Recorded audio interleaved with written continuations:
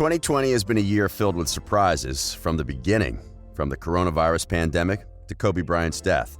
Many things have happened in a relatively short period. And on August 26th, the NBA players starred in yet another unexpected event.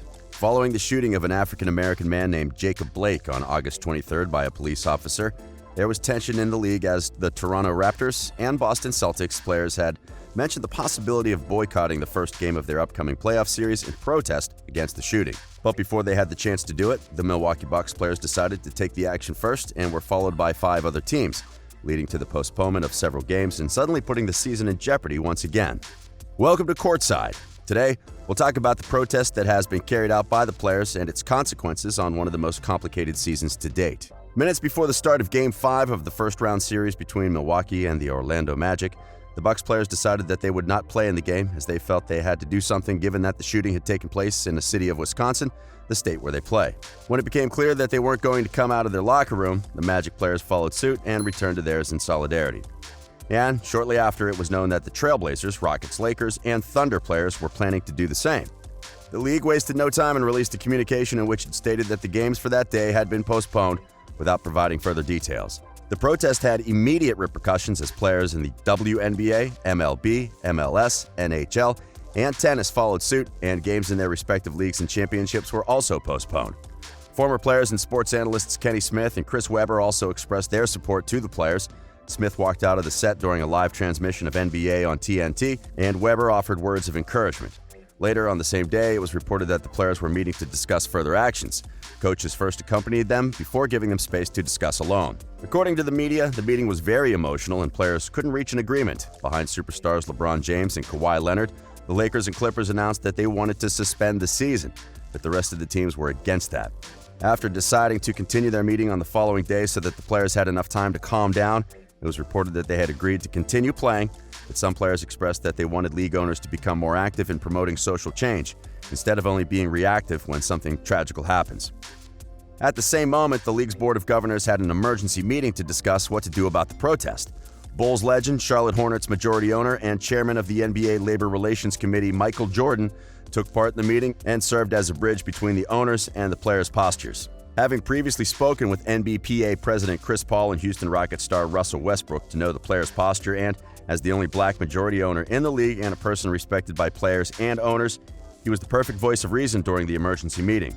The board decided to support the players and continue the season as they concluded that the league served as their greatest platform that the players could use to express their disgust against the recent events. Hours later, the league released another communication in which it stated that games scheduled for that day would also be postponed and that it expects to resume its play in either the following day or the day after that. It also announced that there would be a meeting later on the day among players, governors representing the 13 teams still playing in the playoffs, NBPA representatives, and Jordan to discuss further actions. Now, knowing that the season will resume its games, it's expected that players, owners, and the league will develop a plan to carry out actions that'll help create change against social injustice. And while it's not known yet what these actions could be, the episode has already made history and has the whole world waiting to see what the league will do next. It was the first time since 1992 that a playoff game was postponed, and despite there being various lockouts throughout the league history, it's the first time since 1961 that players attempted to stop a game. Back then, it was Bill Russell who led the protest. Despite there being almost 60 years of difference between the two incidents, the reason behind both was very similar.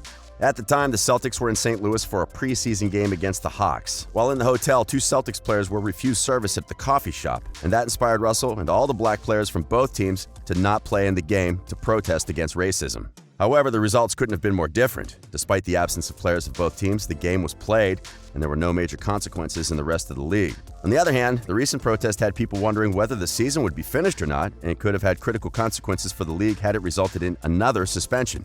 For one, it would probably have resulted in the first season in which the NBA couldn't have crowned a champion. On the other hand, it would have had severe financial implications, and several players would have lost huge amounts of money if the season was canceled. But as that wasn't the case and the players now prepare to resume play and continue creating strategies to promote change, there have been reactions of both support and rejection for the players' actions.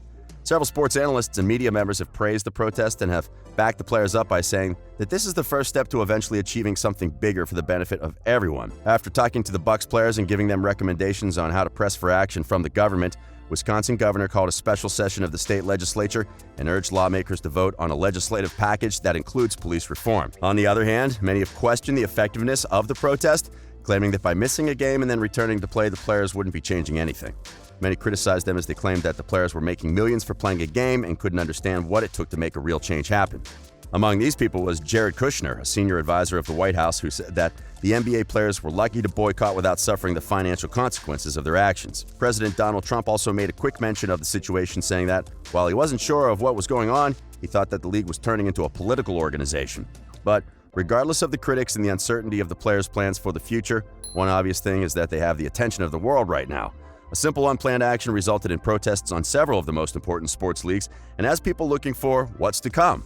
The other obvious thing is that this isn't an easy position for the players to be in. While they love their job and enjoy playing the games, most of them are African American and have seen racism in person. Not so long ago, amid protests that were also claiming the need for justice for a black man that was murdered by police officers, the players were divided on whether they should go to Orlando to try to finish the season or stay on the streets to lead protests. Most of them eventually decided to play in the bubble, but after the shooting of Blake took place, many were wondering whether they should have stayed out of it. During their meeting, Celtics wing Jaylen Brown mentioned how, if the season was canceled, the players shouldn't go to their homes and relax, but instead should continue expressing themselves and raising their voices against injustice. And while they decided to keep playing and make use of the platform that is the NBA to spread their message, the following weeks will represent another challenge for them inside the bubble.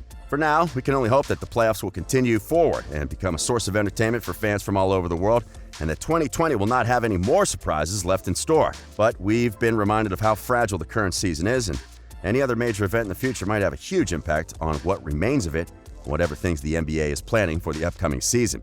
In brief, while the event that led to the protest was a tragedy, and we hope that it doesn't repeat itself, the players' actions had a historic result, and depending on what they decide to do from now on, in a few years this moment might be looked at as the start of something bigger than basketball. And when the season reaches its conclusion, whoever takes home that championship will have managed to do it on what will probably be remembered as the craziest season in NBA history.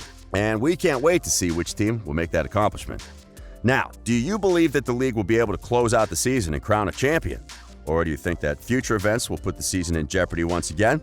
Let us know in the comments. We hope you enjoyed this video, and if you did, remember to give it a like and subscribe to our channel for more NBA content. We are Courtside.